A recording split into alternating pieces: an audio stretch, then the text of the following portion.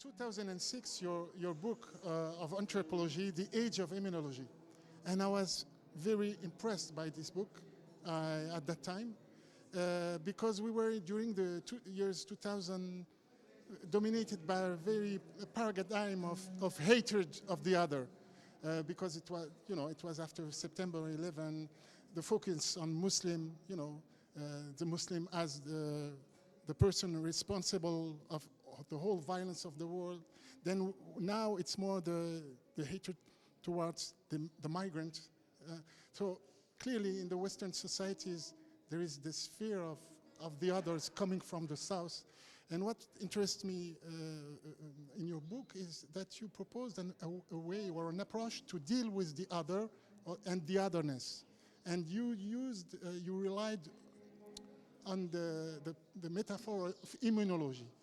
And it was really a way to blend socio-anthropology with the sciences of immunology. So am I summarizing correctly the core idea of your book? Yes, Reda, very much indeed.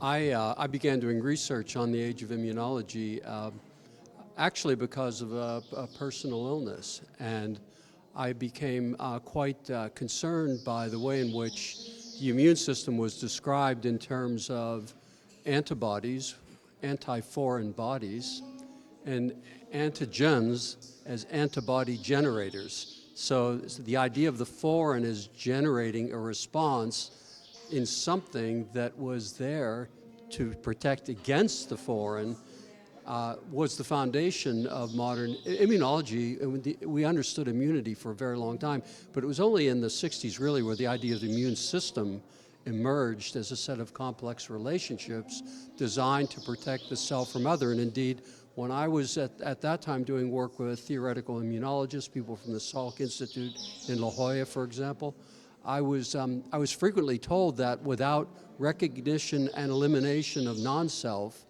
that we could not have immunology. If we weren't eliminating the foreign, we would not have a discipline called immunology. And at that time, I began working with some colleagues in France, the great medical doctor and historian of immunology, Henri Moulin, and they were much more concerned about talking about vaccinology. That is to say, how exposure to something different sensitized one to a new kind of creative growth that actually transformed us. So all of the things that we have now about One Health and symbiosis and so forth, they all have their origins in thinking about what the immune system is actually doing. Because the immune system itself, when you look at it that way, there are lots of paradoxes. For example, why does the immune system produce such an abundance, a superabundance, an unimaginable number of B and T cells and lymphocytes, bone marrow, T cells, thymus, lymphocytes, white blood cells? The variety of these far exceeds any potential invader, far exceeds them. In fact, evolutionarily, because they're so random, you would think that actually they should eventually be eliminated because they're superfluous. They don't serve a purpose. So what is the purpose of this spontaneous generation of difference? Why is your immune system actually the producer of such incredible diversity? And for me, that was a big question that I had to address. The other question was the nature of viruses, because people today still argue over whether viruses are living or not. But the virus itself is only a piece of information. It's like a library. It's like a beautiful Islamic library of the kind that we've just visited, where you have an enormous amount of diverse knowledge available to us. And you look at that library and you realize some of these books have dust on them, they haven't been used. Some are dog-eared, they're used a whole lot. Sometimes people get together in reading groups and they change the meaning of the content of those books.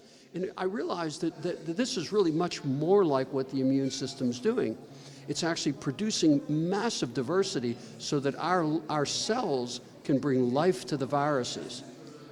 Our cells bring life to the viruses. The viruses don't invade us. And with that idea in mind, you begin to consider the fact that perhaps what the immune system really is And this is an idea that I began far before stem cells and regenerative medicine, far before our idea that you could use viruses as vectors and loaders of information to carry other kinds of information. I mean, this kind of research was going on at the time, but it was nowhere in the public imagination, and certainly nowhere in the way in which we understood what the immune system actually was. But looked at this way, what we realize is that actually your immune system is a massive, it's a transformation mutation factory that's producing massive diversity in the interest of engaging and ameliorating difference with the foreign, adjusting to the foreign. So it's not really, the immune system is it's not there to make moral judgments about you even, really. It's really there to be the vehicle through which you engage the other and hopefully adjust. And we know this because, of course, if we aren't socially engaged, what happens? A number of things. If it happens for a long time, people in the Amazon die of the common cold. Even if you live in a malaria endemic area and you go away for a decade and you come back to that area, you're now vulnerable because you haven't adjusted along with the viral information that's being circulated among the human herd within which you live. And so for me, 30 years ago, it was unusual to be talking to theoretical immunologists about this model, but today it comes with some normalcy. And what is very interesting with the focus on immunology, it's associated to the notion of complexity. There is no other system more complex than that, perhaps the brain, but and the relation between the self and the non-self is highly, highly, highly complex. So yeah, I think that there is this, it is very instructive in order, because we are tempted, today we are socially ill of, populations are full of anxiety, fear, they are submitted to control and manipulation. We have the decrease in the fundamental liberties, and you have the rise of populist movements focusing on providing response to very complex issues. And these simple responses generally are scapegoats. So the other, the migrant, the Muslim, are the non-self, the enemies. So we need the society in terms of anthropology, needs scapegoats, and they play this role. So the fact that you use the metaphor of immunology opens new possibilities, saying that let's get exposed. It's not ethical or moral values to accept the other, but really vital reasons. It's essential for our health. It's essential for our well-being. It's essential for our learning. In this sense, the immune system is really the center of our creativity, our biological creativity. And we know this because at the time when I started this work, people thought that the immune system may have contained 10 to the 6th or 10 to the 16th number of antibodies. Now we're thinking in quintillions of variation.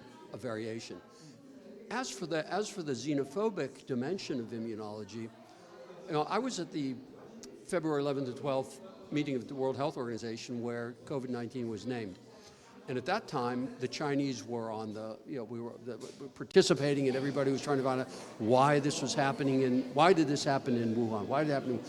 But people weren't thinking about the fact that the COVID-19 already existed in other places. We already knew in December it was in Italy, it was in Brazil, it was in various places. So the question is, why did it happen here? Not, is this the ground zero? It's not the ground zero. It was already elsewhere.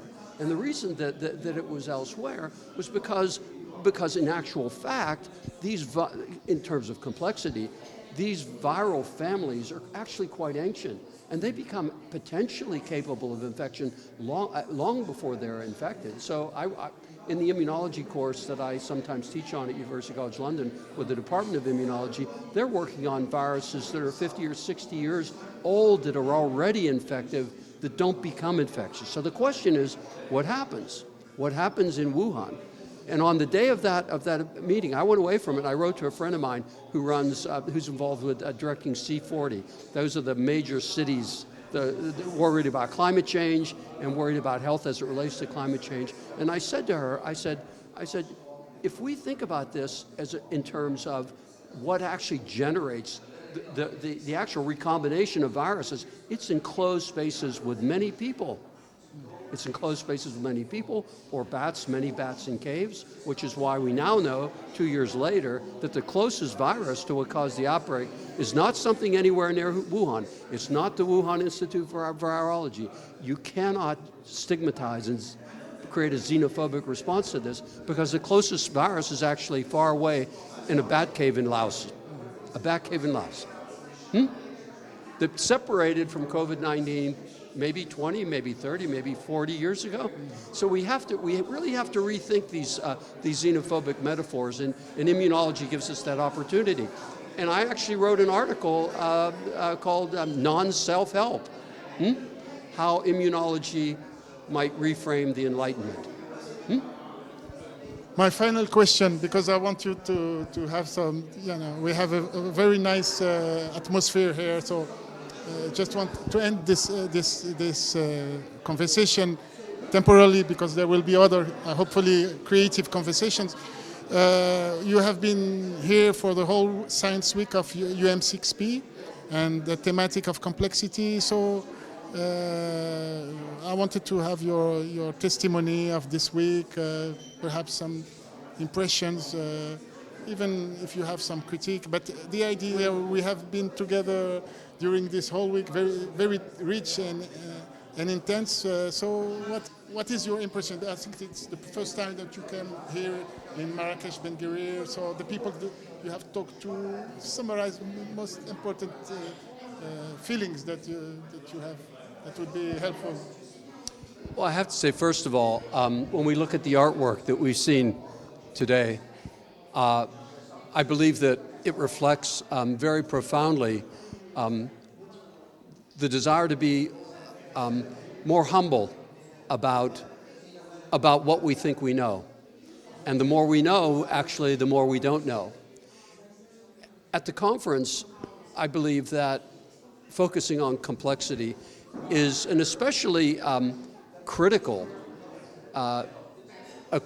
subject in our time, and also, I believe, a brave subject. And I say brave because the tendency for us to produce premature closure on uncertainty is very strong. We do not like living without meaning. And as many philosophers, Nietzsche has said, man will take bad meaning over no meaning, right? To live without meaning is very difficult. But in order to actually come up with new ways of reconceptualizing the world we live in and adjusting, like the immune system, and coming up with forms of creativity that we hadn't considered, we must avoid that premature closure on uncertainty and allow things to emerge on their own to the extent that they reinform us about how we invigorate our lives yet again, because otherwise we become more and more inclusive. We live in more and more gated communities. We don't know what we don't know because we close the door on the unknown. And I felt that this week I've met some of the most interesting people I've ever met, and I thank you profoundly for inviting me. Thank you, and let me say finally that this is maybe your first visit, but there will be other visits and the beginning of a path that we will walk together, hopefully. I greatly look forward to that, Reda. Thank you very much. Greatly. Reda, thank you so much. Thank you.